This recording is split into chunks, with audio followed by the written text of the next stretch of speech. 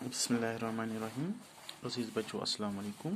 ایک بار پھر سے میں آپ کا اس ویڈیو کلاس میں خوش آمدید کرتا ہوں. آج ہم نوبل پرائز کی کہانی کے بارے میں پڑھیں گے. سبق نمبر 6 ہے, 8ویں جماعت کا اردو ہے. تو نوبل پرائز کے بارے میں آپ نے سنا ہوگا. آئیے اس انعام کے بارے میں آپ کو کچھ باتیں بتائیں. اس انعام کے جاری کرنے والے ڈاکٹر الفریڈ نوبل تھے. انہی کے نام پہ یہ انعام نوبل پرائز کہلاتا ہے, جو دنیا کا سب سے بڑا اعزاز ہے. یہ تو آپ کو سمجھ آیا ہوگا کہ نوبل پرائز جو ہے اس کے بارے میں آپ نے کئی بار سنا ہوگا, ٹی وی پر دیکھا ہوگا, ریڈیو پر سنا ہوگا. ہر سال کسی نہ کسی شخص کو یہ انعام دیا جاتا ہے. تو اس انعام کو اس انعام کو جاری کرنے والے ہیں, جس کے نام سے یہ انعام جاری ہوا ہے, اور جس نے یہ جاری کیا, سب سے پہلے جس نے یہ انعام جاری کیا, اس کا نام ڈاکٹر الفریڈ نوبل تھا. تو انہی کے نام پر یہ انعام نوبل پرائز کہلاتا ہے, چونکہ اس انعام کو جاری کرنے والے ڈاکٹر الفریڈ نوبل ہیں. اسی لیے اس انعام کو بھی نوبل پرائز کے نام سے جانا جاتا ہے, جو دنیا کا سب سے بڑا اعزاز ہے. انعام جو دنیا کا سب سے بڑا انعام ہے, سب سے بڑا میڈل ہے, تو یہ بھی کہہ سکتے ہیں.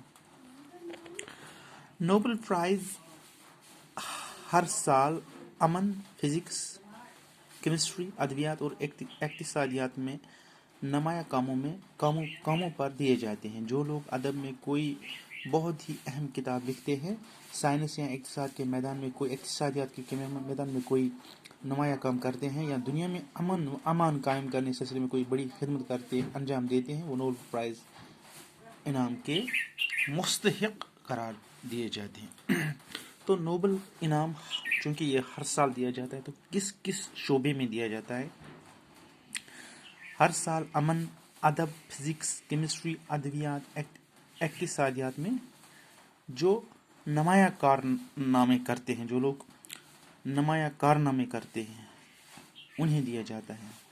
جو لوگ ادب میں کوئی اہم کتاب لکھتے ہیں, یا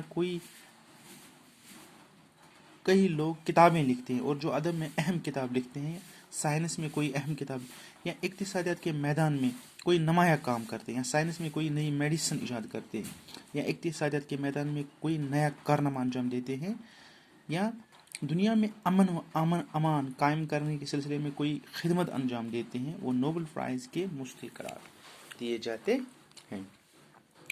اس انعام کی خصوصیت یہ ہے کہ یہ دنیا کے کسی بھی شخص کو بلا امتیاز رنگ و نسل ملتا ہے. تو اس انعام کی ایک بہت بڑی خصوصیت یہ ہے کہ دنیا میں کسی بھی شخص کو مل سکتا ہے, بلا امتیاز رنگ و نسل, چاہے وہ کسی بھی کاسٹ سے وابستہ ہو, کسی بھی رنگ و نسل سے ملتا جلتا ہو. یہ انعام ہر ایک انسان کو ملتا ہے. اس انعام کی رقم لگ بھگ 15 لاکھ روپیہ ہوتی ہے. متعدد ہندوستانیوں نے یہ انعام حاصل کیا. تو اس انعام کی جو رقم ہے وہ 15 لاکھ روپیہ ہوتی ہے. متعدد ہندوستانیوں نے انعام, بہت سارے ہندوستانیوں نے یہ انعام حاصل کیا ہے. رابندر ناتھ ٹیگور کو ادب کا نوبل پرائز انعام 1913 عیسوی میں ان کی کتاب گیتانجلی پر ملا. رابندر ناتھ ٹیگور کو بھی یہ انعام ملا ہے 1913 عیسوی میں. کس چیز پر؟ انہوں نے کتاب لکھی, ادب میں انہوں نے کتاب لکھی گیتانجلی کے نام سے جو مشہور ہے, اس کی بنا پر اسے یہ نوبل پرائز ملا. ہمارے سائنسدانوں میں یہ انعام سی وی رمن کو فزکس میں ملا. تو ہندوستان کے ایک بہت بڑے سائنسدان سی وی رمن ہے, اس کو یہ فزکس میں نوبل پرائز ملا. اس کے علاوہ 2 اور سائنسدان ڈاکٹر ہر گوبند کھورانا اور ڈاکٹر چندر شیکھر کو بھی نمایاں کام کرنے پر یہ انعام ملا. 2 اور سائنسدانوں کو بھی یہ انعام ہندوستان میں ملا ہے. یہ دونوں ایک عرصے سے امریکہ میں رہ رہے. یہ جو 2 سائنٹسٹس ہیں, ڈاکٹر ہربندر کھورانا اور ڈاکٹر چندر شیکھر, یہ کافی عرصے سے ہندوستان میں ہی رہ رہے ہیں اور وہی کی یونیورسٹیوں میں کام کر رہے ہیں. مدر ٹریسا, جنہوں نے ہندوستان میں معزوز بچوں اور کوڑ کے مریضوں کی خدمت کی, کے لیے اپنی زندگی وقف کی تھی ان کو بھی نوبل پرائز دیا گیا. تو مدر ٹیریسا، آپ نے یہ نام سنا ہوگا، کافی مشہور خواتین ہندوستان کی. تو انہوں نے جو اپنی ساری زندگی وقف کی، کس چیز میں وقف کی؟